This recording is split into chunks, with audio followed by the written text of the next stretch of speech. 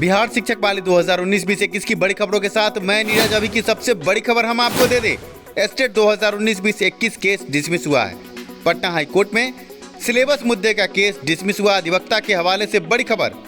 इसके अलावा बात होगी ईडब्ल्यूएस अभ्यर्थियों की। ईडब्ल्यूएस अभ्यर्थी क्या बैकलॉग की सीट पर आरक्षण का लाभ पा पाएंगे? क्योंकि बिहार शिक्षक बहाली 94,000 सीटों पर बहाली बैकलॉग की सीटें हैं।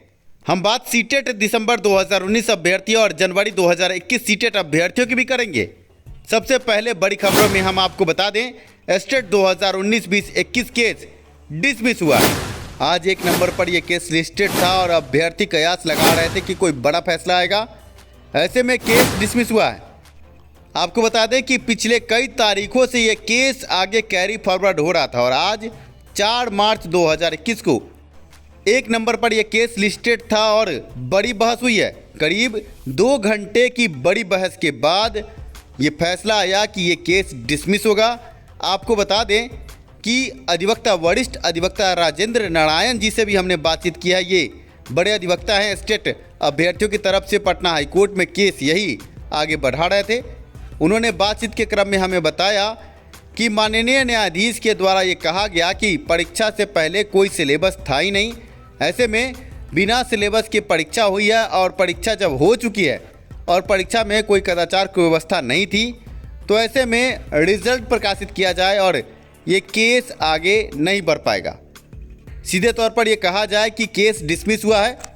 आपको हम संध्या में अधिवक्ता राजेंद्र नारायण सर से भी रूबरू कराएंगे। उन्हीं की जुबानी हम ये जानने की कोशिश करेंगे कि पटना हाई कोर्ट में आज क्या हुआ। आपको बता दें कि कुछ देर पहले हमारी उनसे वार्ता हुई थी। उन्होंने ये पुष्टि की है कि केस डिसमिस हुआ है। अब देखना यह है कि केस डिसमिस होने के बाद बीएसईबी कब तक रिजल्ट प्रकाशित करती है, क्योंकि CWJC 7793 केस में आगे 106 अभ्यर्थियों की परीक्षा दोबारा लेने की बात की गई है पटना हाई कोर्ट के द्वारा।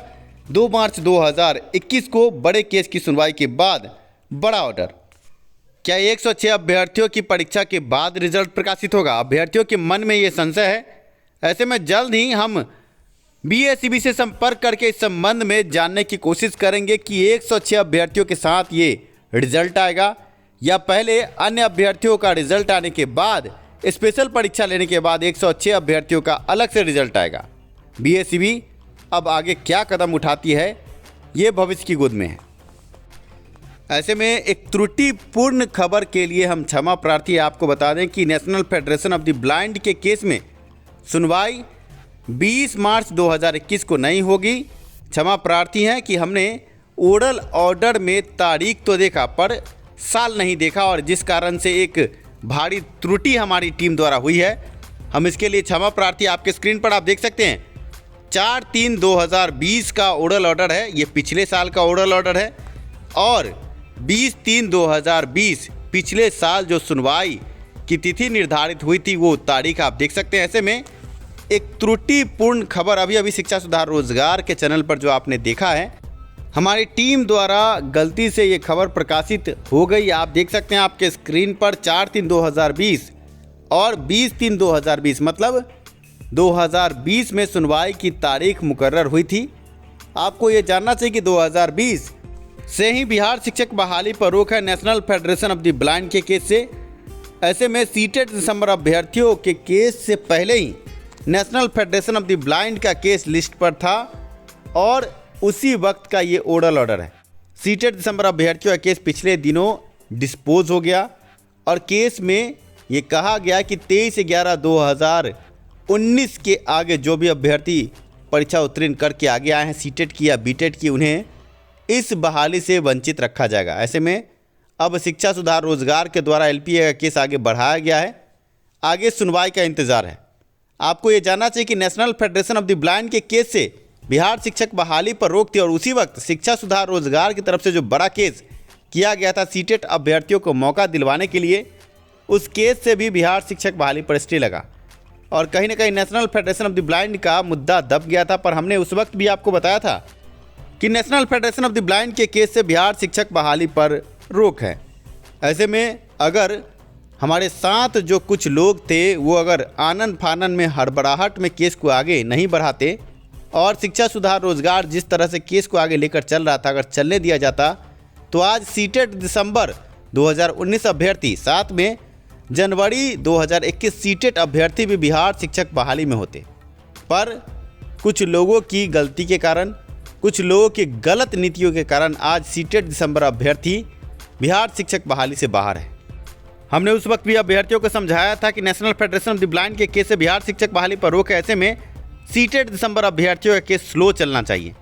पर कुछ लोग जो हमारे साथ थे, पानी में ही मछली थी और बंटवारा शुरू कर दिया था NIOS के नाम पर, DLED के नाम पर, BEd के नाम पर, और आगे चलकर शिक्षा सुधार रोजगार को छोड़कर उन लोगों ने जबरन केस को गलत दिशा में आगे बढ़ाया और जिस अधिवक्ता को केस में नहीं रखना था उन अधिवक्ताओं को भी केस में खड़ा किया और आगे जाकर केस औंधे मुंह गिरा।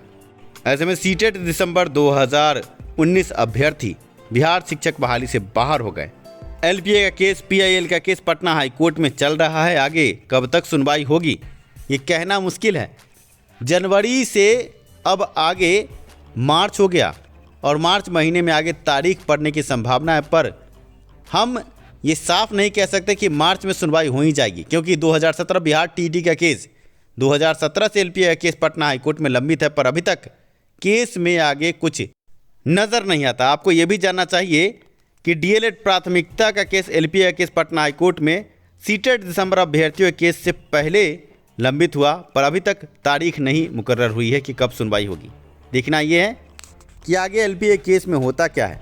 शिक्षा सुधार रोजगार की ये बड़ी मांग है कि सीटेट दिसंबर 2019 के साथ जनवरी 2021 सीटेट उत्तीर्ण अभ्यर्थियों को भी बिहार शिक्षक बहाली में मौका देना चाहिए, क्योंकि 10 साल में एक बार बहाली आती है और बहुत ऐसे अभ्यर्थी हैं जिनकी उम्र सीमा अब समाप्त होने के कगार पर है। National Federation of the blind के केस की सुनवाई से पहले जल्द ही हम शिक्षा मंत्री से मिलकर और सरकार के उच्च अधिकारियों से मिलकर के इस मुद्दे को रख रहे हैं कि जिनकी उम्र सीमा समाप्त हो रही है उस पर विचार किया जाए। जब उम्र सीमा में छूट देकर अभ्यर्थियों को आगे बहाली प्रक्रिया में शामिल किया गया था, तो अब सीटेट दिसंबर अभ्यर्थियों के साथ भी इंसाफ हो।